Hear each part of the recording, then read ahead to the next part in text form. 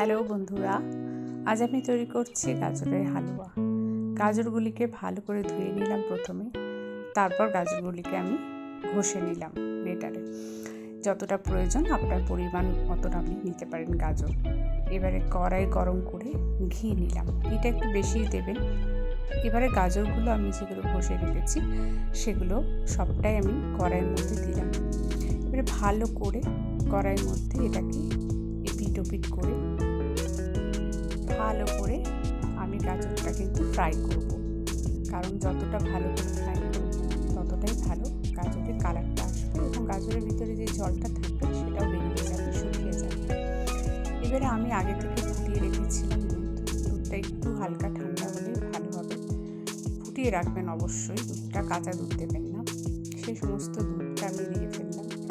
এবারে আমি দিলাম একটু মৌরিটা আমি ইচ্ছে মতো দিয়েছি।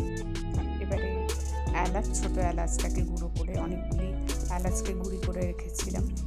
এরপর আমি দিলাম একটু দারচিনি গুঁড়ো। তারপর আমি দিচ্ছি গুড় আপনি ঢেলা গুঁড়ো দিতে পারেন এবং গলানো গুঁড়ো দিতে পারেন। আমার কাছে গলানো গুড়টাই ছিল, সেটাই দিলাম। এবারে আমি সমস্ত রকম ড্রাই ফ্রুটসগুলোকে একটু হালকা ফ্রাই করে কুচি কুচি করে কেটে রেখেছিলাম। অল্প করে ড্রাই ফ্রুটসগুলো সবই দিলাম এবং কিছুটা করে রেখে দিলাম, পরে আবার দেব। এরপর আস্তে আস্তে নাড়ানোর পরে আমি দিলাম খোয়াটাও আমার ইচ্ছে মতন আমি দিতে পারি। আপনি অনেকটা বেশিও দিতে পারেন, আবার অল্প করেও দিলে ভালো হবে, সেটা কোনো ব্যাপার না, কিন্তু খোয়াটা অবশ্যই দেবেন। এবারে খোয়াটা দেওয়ার পর ভালো করে নাড়াতে হবে। নাড়ানোর পরে আপনি যখন দেখবেন ওটা কড়াই থেকে হালকা করে ছেড়ে আসছে, তখন বুঝতে পারবেন যে জিনিসটা কিন্তু আপনার হয়ে এসছে। এবং খোয়া দেওয়ার পরে কিন্তু বেশিক্ষণ ফ্রাই করবেন না, কেন খোয়াটা বেশি ফ্রাই করলে তার একটা অদ্ভুত স্মেল আসবে এবং তার একটা টেস্টটা চেঞ্জ হয়ে যাবে। এবার আমি যে কেটে রেখেছিলাম ড্রাই ফ্রুটসগুলো, এবার আবার সেগুলো উপরে গার্নিশ করছি। দেখতে ভালো লাগবে এবং খাওয়ার সময় মুখে লাগলে ভালো লাগবে।